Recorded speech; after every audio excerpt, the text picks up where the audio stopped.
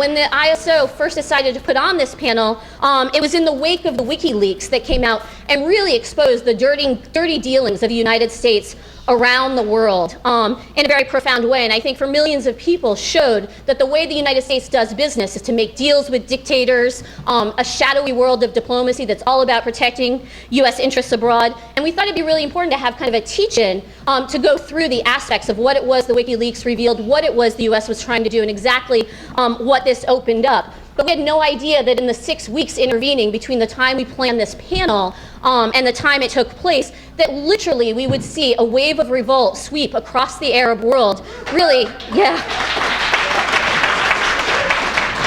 I think inspiring millions of us who are horrified by what the U.S. does and looking really to the power of ordinary people throughout the Middle East, in Tunisia, in Egypt, but not just in Tunisia and Egypt, but also in Jordan, in Yemen, across the world. I think people are inspired by this example. And there's a whole bunch of other stuff that's come out. And so we're having this in a context in which you really can see the cracks in U.S. empire. You can see the way in which there's actually a threat, but you can also see the intransigence of the United States government in the face of 500,000 protesters in Tahrir Square yesterday, a mass movement for democracy that everyone can see has justice and history on its side.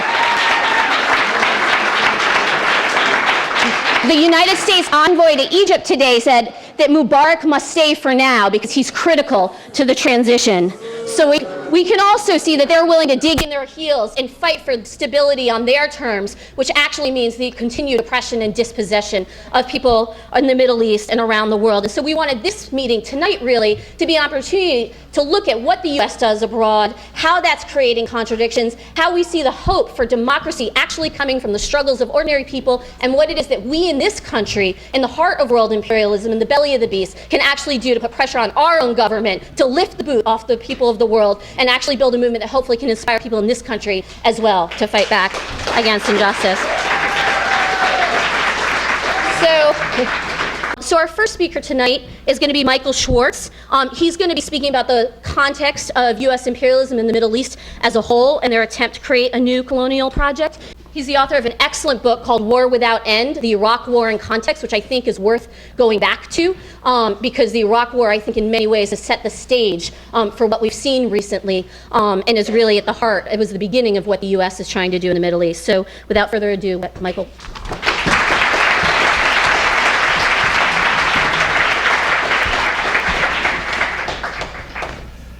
Thank you. And it's great to see a great crowd here and to be here at this moment when I think we're looking at what we hope will be a really world historical moment in modern history and a world historical moment for the demise of the American empire.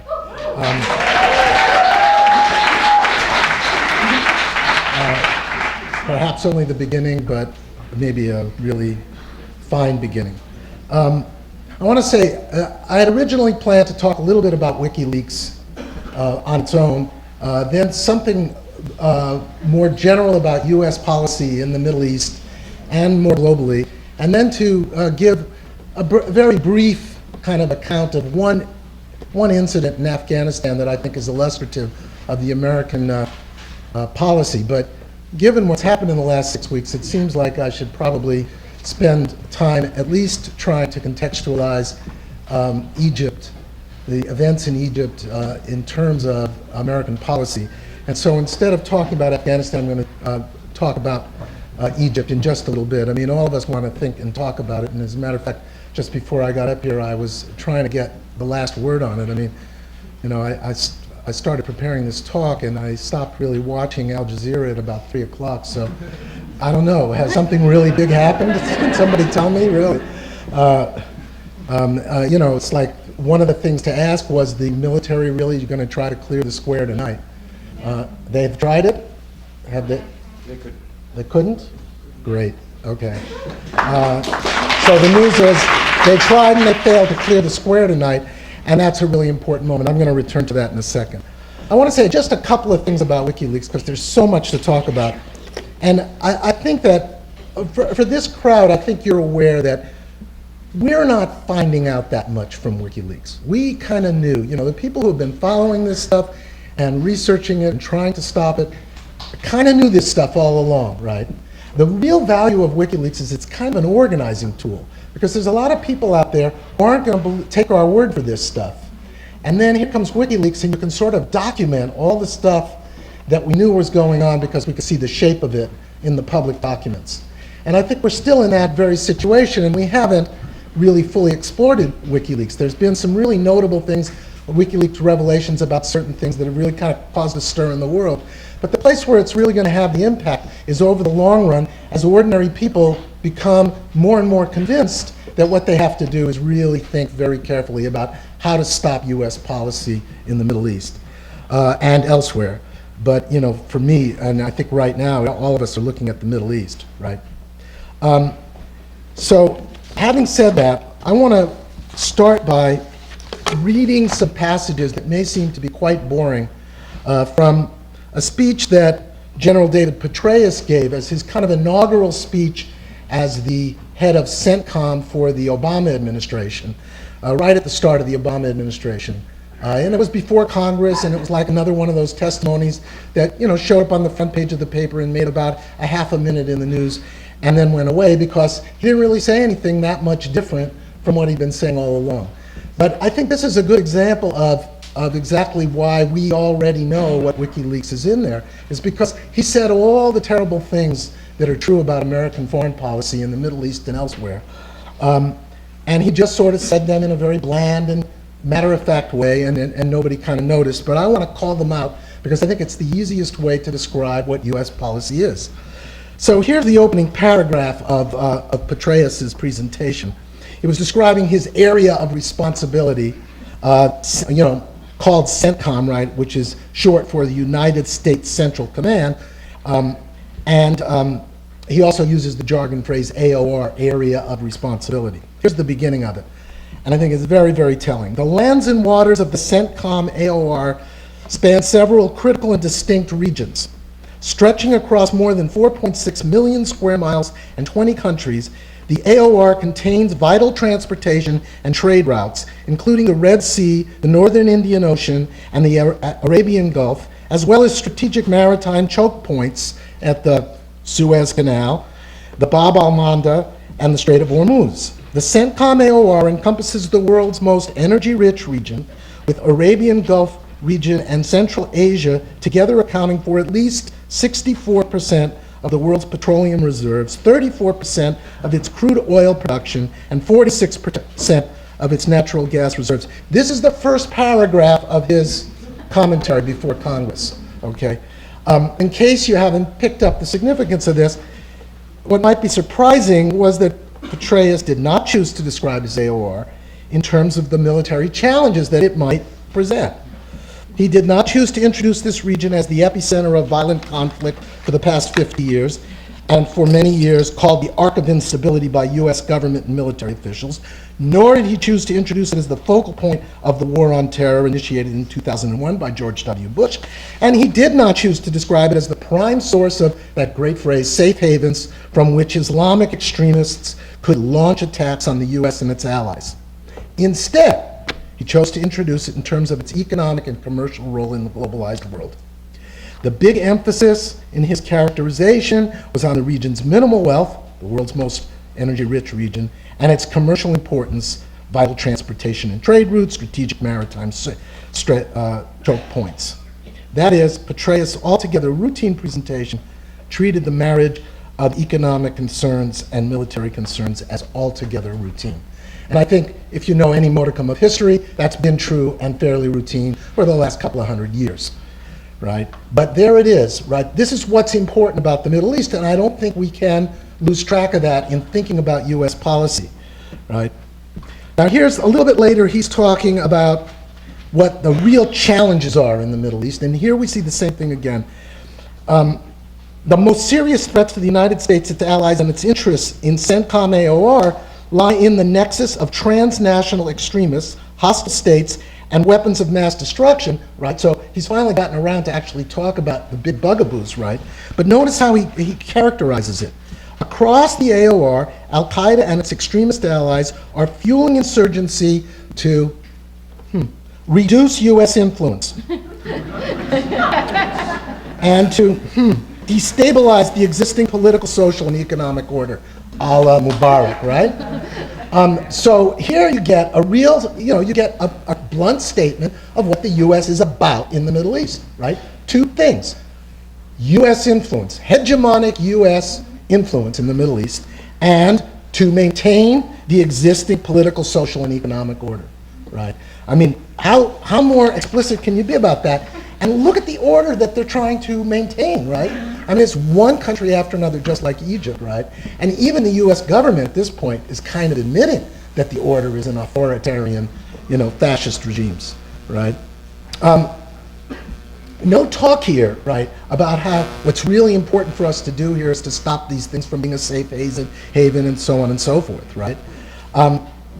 In fact, the threat of attacks on the U.S.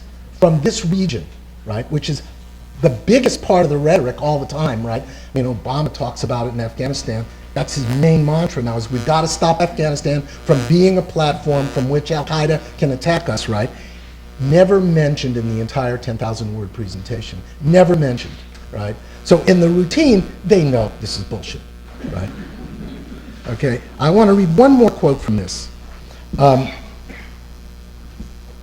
He also presents a kind of more, these are all defensive, kind of static things. What's the program for the Middle East, right? What's the program for the Middle East, okay? Petraeus outlines a more expansive, positive goals that his command would pursue, evoking the ambition of integrating the countries of his AOR into what he called a network of cooperation. So here's where the positive view is. We're going to have this realm, right? And this is why I've started calling my work 21st century colonialism, because the idea is to have a realm, right? A unified realm. A network of cooperation utilizing a whole of government approach that fully integrates our military and non-military efforts and those of our allies and partners, right? And therein is a very important part, integrating the military and non-military efforts, right? Here's his words: a model characterized by a focus on common interests, inclusivity, and capacity building can best advance security and stability in the region. Best advance security and stability in the region. This network of cooperation is both effective and sustainable because it creates synergies, and as it grows, strengthens relationships. Each cooperative endeavor is a link connecting the countries in the region, and each adds to the collective strength of the network. The mechanism put in place to coordinate efforts in one area, such as piracy, smuggling, or littoral security, can often be leveraged to generate action in other areas, such as rapid response to a major oil spill in the Gulf or in the aftermath of a typhoon and earthquake. Moreover, progress can be made in generating cooperation in a set of issues can serve as opening for engagement on other issues, thereby promoting greater interdependence. As a result, the growing network not only works to improve interoperability and overall effectiveness in generating security, it also builds trust and confidence among neighbors and partners. And just in case you think he was speaking out of school, I just want to quote briefly from the 2010 National Security Strategy, which was Obama's first document on national security, right? So authored by the Obama administration. This document contained the same language as Petraeus' presentation, without the belligerent tone, the same goals of its 2006 predecessor, which I'm going to read you one quote from in a second, right? While the document itself asserted at the outset that National Security Council would be, quote, focused on renewing American leadership so that we can more effectively advance our interest and therefore shape our international order that can meet the challenges of our times. In the Middle East, the document promised to, quote, pursue comprehensive engagement across the region. Engagement, right? That's permanent engagement. In Iraq, it promised that the removal of our troops scheduled by the Bush administration be completed by the end of 2011 would be complemented by, this is the quote, strengthening our civilian capacity and a long-term partnership to the Iraqi government and people. To accomplish this, the United States would cultivate an enduring relationship, build new ties of trade and commerce between Iraq and the world, and retain a robust civilian presence commensurate with our strategic interests in the country and the region. And then, just to be a little bit more explicit, I want to read a little bit of the 2006 NSC, which has a list of 10 goals. Champion aspirations for human dignity, strengthen alliances to defeat global terrorism and work to prevent attacks against us and our friends, work with others to diffuse regional conflicts, prevent our enemies from threatening us, our allies, and our friends with the weapons of mass destruction, ignite a new era of global economic growth through free markets and free trade, expand the circle of development by opening societies. That word opening is great. Opening societies and building the infrastructure of democracy. And of course, in American government rhetoric, the word democracy means market capitalism, right? Develop agendas for cooperative action with other main centers of global power, transform America's security institutions to meet the challenges and opportunities of the 21st century, and engage the opportunities and confronts the challenges of globalization. In the Middle East, they had talked specifically about opening, integrating, diversifying energy markets to ensure energy independence, et cetera, et cetera, et cetera. What comes from this is that you see there are 3 or 4 elements of this that I think we need to keep in mind all the time. One of them is that the US is looking at this region as an integrated whole that should be part of a realm that is led by, commanded by the United States. That they should be integrated with each other into an interdependent group with the United States effectively leading this, right? That this will be accomplished through economic integration, right? Through economic integration. And that means economic integration into the globalized world that they command, right? Which is to say that that means that these countries have to be opened up for multinational investment and for the creation of a society in which the multinational corporations can enter, can exploit, extract what they can extract in terms of profits, and move from there. Okay. Now, I think, right, if we see that, right, and that each of these countries should become an ally of the United States in this enterprise. So what you need is client regimes, right? Now, if you think about the Middle East, the landscape of the Middle East up to the last few weeks, right, I think the prototypical, this is where we want them all to come to, is Egypt, right? Egypt has been, in the terms of American economic policy, neoliberalized for the last 30 years, and very successfully, right? It's a place where for example, the communication system is all owned by multinational corporations, right? And that's not trivial at all. I mean, it wasn't trivial in this event, right? It wasn't controlled, for example, as it was in Iraq, by the government. It's controlled by multinational corporations. And when they asked these corporations to shut down, they did.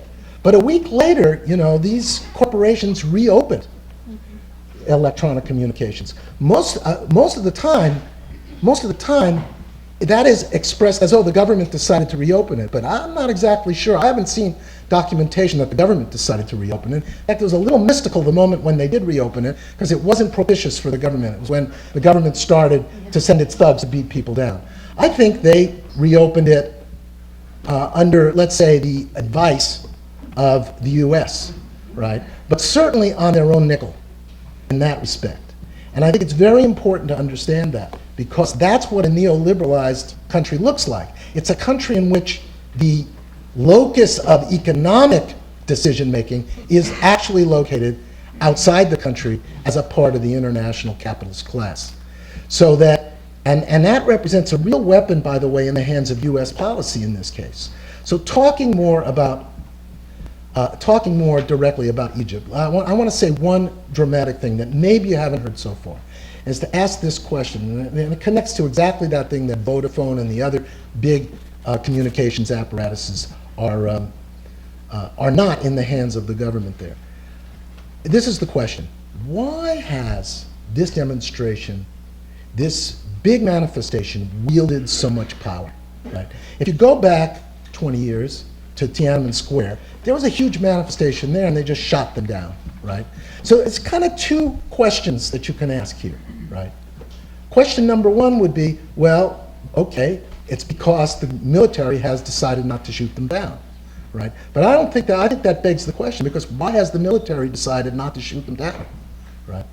I think the underlying thing is this, is that this manifestation in what Tahrir Square is actually the visible part of what amounts to a general strike. There's a general strike in this country, right? And one of the things about general strikes, and in Tiananmen Square it wasn't a general strike, right? It was a student manifestation. It's very different, right? It's a general strike. And the power that these demonstrators are wielding is not from the fact that they are in Tahrir Square. It is because the economy of that country has ground to a halt. I mean, even the mainstream media does report the fact that the tourist industry has already lost $1 billion, right?